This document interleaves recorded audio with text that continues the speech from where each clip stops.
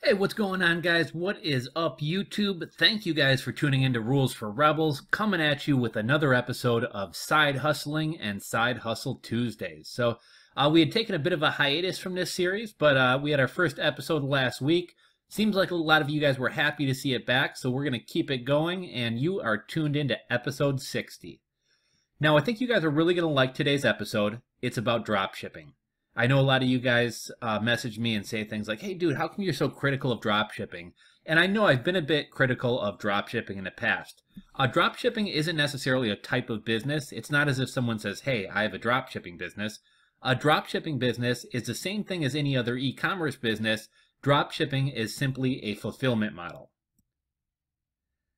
So some stores self-fulfill, which means they buy inventory and resell that inventory. They actually stock the inventory somewhere in an office or their house or a warehouse, and they physically pack up the orders and ship them out themselves. Other businesses, however, are drop shippers. They hold no inventory. They find a product they want to sell. They take photos, write a description, and list it online. And when it sells, they order it from their supplier at a lower cost than they sold it to their customer for, and they pocket the difference. And lastly, other businesses do a hybrid of the two. I've actually done this for myself in the past. Let's say, for example, I want to start a camping e-commerce store. Maybe I buy one product that's going to be kind of my flagship product and the beginning of my brand. We'll say, for an example, tree hammocks. I private label a tree hammock and I buy that, but maybe I want to be able to sell more products on my store than just tree hammocks. I don't just want to have a one product store. So I reach out to some manufacturers of camping supplies. I negotiate a drop shipping arrangement with them, and while I may only physically hold the camping hammocks, I have a whole other list of items that I can sell as well. So when a camping hammock sale comes through, I pack it up and ship it myself. However, when a tent sells or when a camping stove sells, I simply order it from my supplier and have it shipped to my customer, and I pocket the difference. This hybrid style of drop shipping business can actually be a great one. You can offer more products without having to shell out more money for inventory, and by doing this, you slowly start to see what sells and what doesn't sell.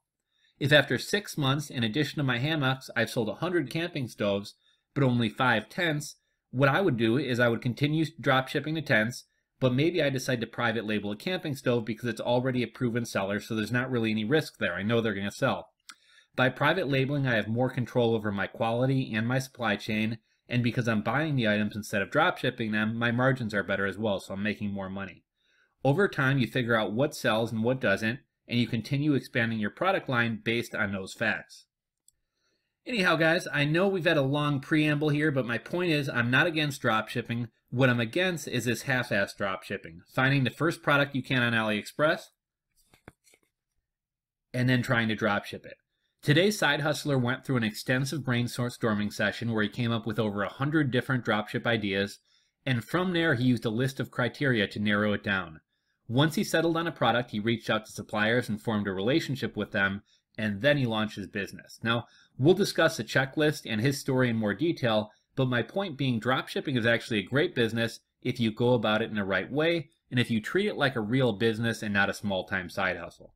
So I've rambled on enough, let's get to the story. Imagine a buddy comes up to you and tells you he has a great idea to start a business.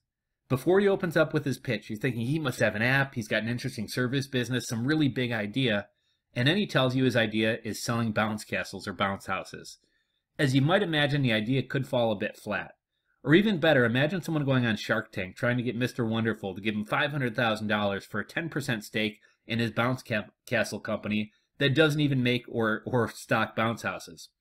He'd probably get laughed off stage, but today's side hustler actually wound up turning this very idea into a successful business that did over $300,000 in sales its first year. And best of all, this is a drop shipping hustle, meaning he lays out no money for product, he doesn't have to store any product, and he doesn't have to ship any product. Today's side hustler is Rene Delgado. By day, Rene works in operation and supply chain management for a large consumer electronics company. In the evenings, he runs an e-commerce site selling bounce houses to both residential and commercial clients. Now, funny story or side note about bounce houses, I actually looked into the rental end of this business some years back when attending a family friend's birthday party. When he told me it cost him $350 to rent a bounce house for not even a whole day, a couple hours, the dollar signs started going off in my head. After looking into the business briefly, however, I realized you need to be a big operation to do it.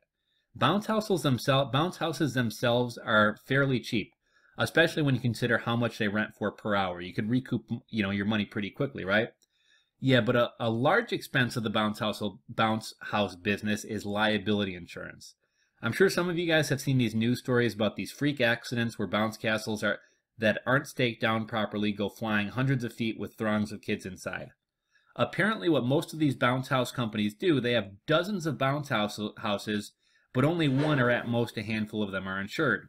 Well, they have the ability to rent out many at a time. They figure if there's ever an injury or a claim, it most likely won't happen to multiple bounce houses at a single time. So while they may have dozens of bounce houses out there being rented out earning money, they only have an insurance policy on one or maybe a handful, and this is how they're able to stay profitable. The reason I mention this is because I'm sure a lot of you hustlers out there had the same light bulb going off in your head, and so I just want to let you guys know it may not be a sustainable business if you're doing it small time. Anywho, getting back to today's story, Rene didn't sell bounce houses because he's super passionate about selling bounce houses. He chose bounce houses after some careful consideration and research. Rene had heard about the concept of side hustling, and he'd heard a lot of stories about people flipping Walmart items, private labeling on Amazon FBA, and running all types of other side hustles. He wanted to earn some extra money and wanted the extra freedom that side hustles afforded, but he didn't know what to do, so he set about looking for ideas. He initially considered Amazon FBA and private labeling. He then thought about eBay. He then considered looking into maybe getting a rental property or flipping houses.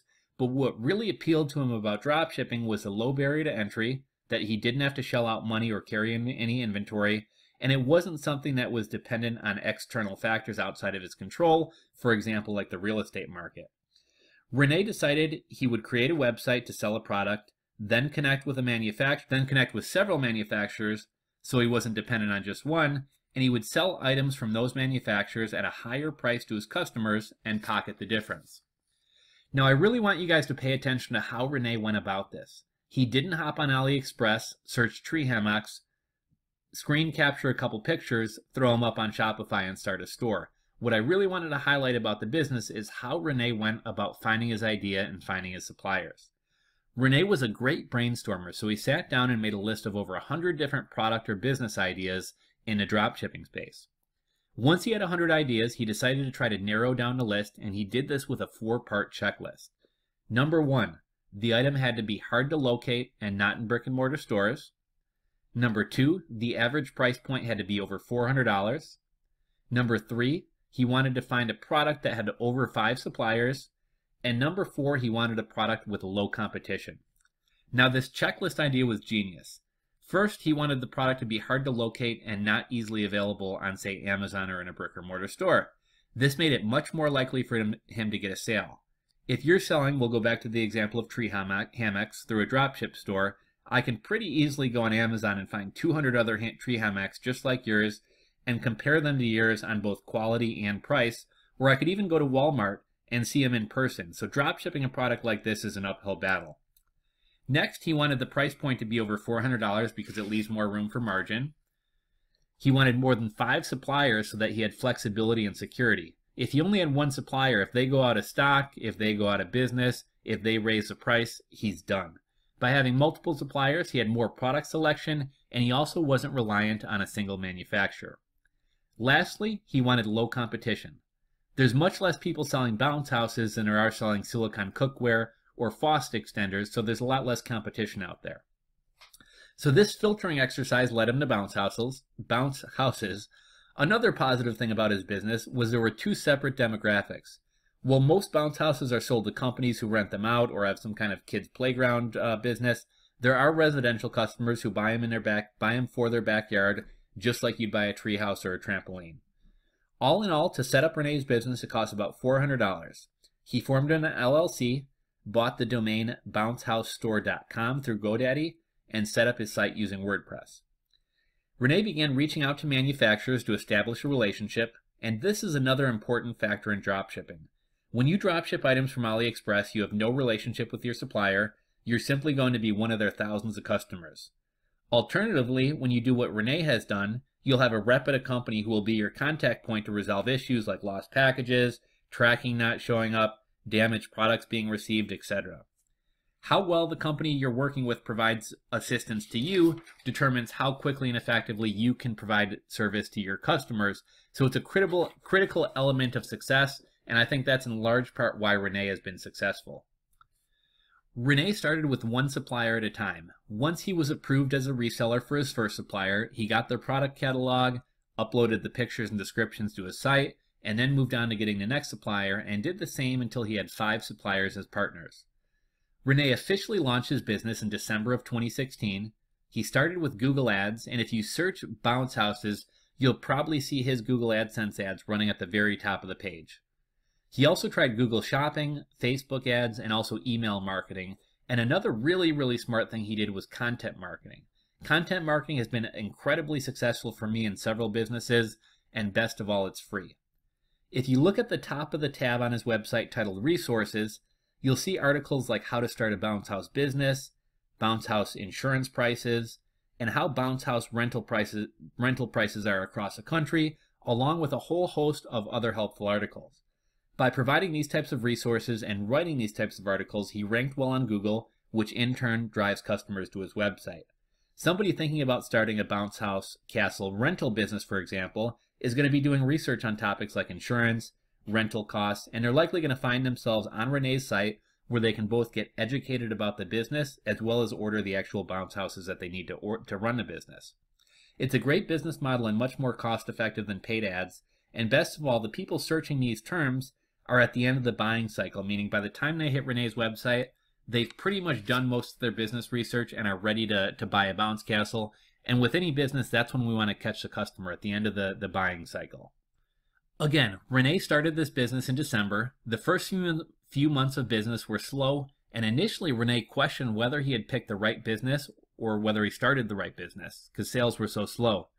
But let's remember, bounce houses for the most part are an outdoor activity, and hence it's a seasonal business. So let's not just look at a few months. By summertime, Renee's sales had picked up, and by the end of summer, sales were flowing in. At the end of that first year, Renee had done over $300,000 in sales.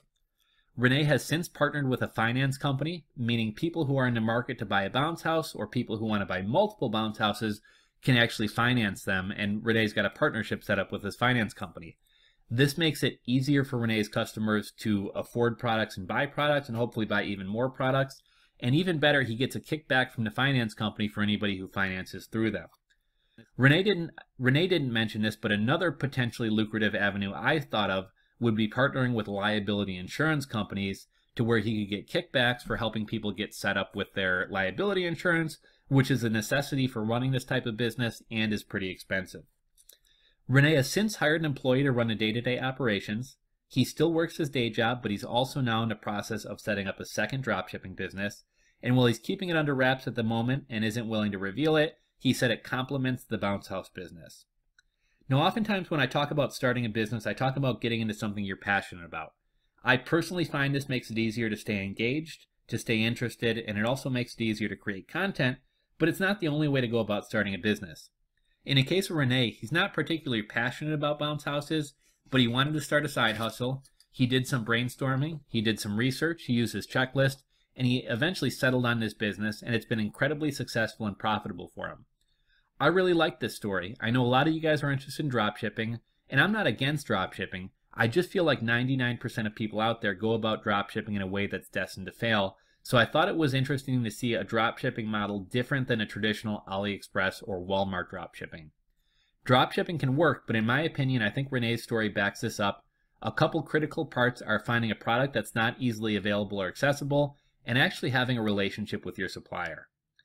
I know today's side hustle story was a long one, but I hope you guys enjoyed it. Until next time, this is Rules for Rebels with Side Hustle Tuesdays, episode 60, signing out. I'll see you guys next time.